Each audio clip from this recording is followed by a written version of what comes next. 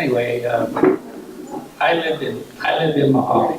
I lived in Mojave, in the town of Mojave, and that's about 250 miles east of here. And I was 16 when my folks started coming over here. My dad had a brother that moved into a piece of property on the back of Tony Sylvester's property, and he built himself a little house there. And so he had a 20-year lease. He got a 20-year lease, and he was old when he got there, and he just thought that'd surely be enough, but it wasn't.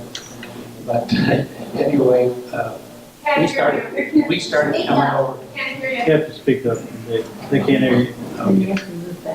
I'll try to get better. That may be a better one. Anyway, we came over here and moved over here finally. My dad come over and visited his brother, and then we started looking for property here right away, because if anybody's ever been to Mojave, you know, that's a place you just stop and get gas and go.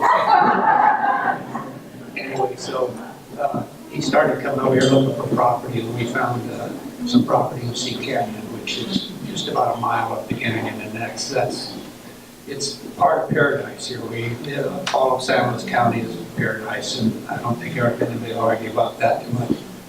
But it was 1951, and I was 16 years old, and I get to go from hell to paradise, you know, I'll tell you that.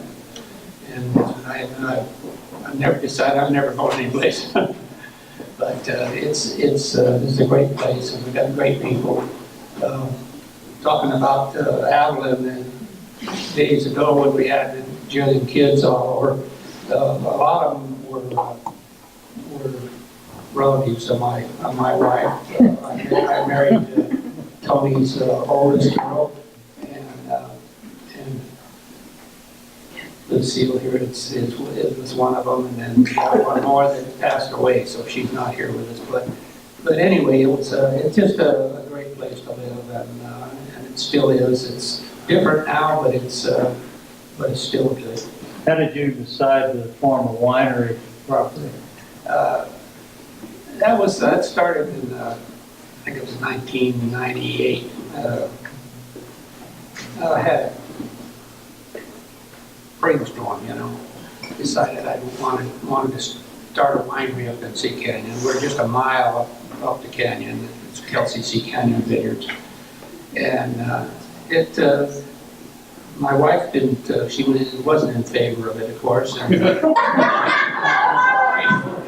she had, I got to give her a little credit here, because she had worked on this beach down here, renting life preserve rafts, yeah, and umbrellas and chairs and all kinds of stuff for years. And of course, started out, she had a jillion cousins that lived down here, because Tony had 3, and then Joe had 5, and so on and so forth, you know. So there was a lot of cousins, and everybody had a bunch of kids down here, so it was a great place to grow up, and it was really neat. But when I decided I wanted to build a winery up there, my wife wasn't too happy about that, and she didn't speak to me for a couple of years. But she got over it finally. She likes it now. You know, she's down. She spent a lot of time on the beach most of her life anyway, so I can see why she'd be mad, you know. But anyway, she liked it, and she meets a lot of nice people and everything, and we know people from the valley and all over, you know. So it's been a great time, and I finally turned 83, and so I don't know how much longer I'm going to be here, but I'm going to work on it.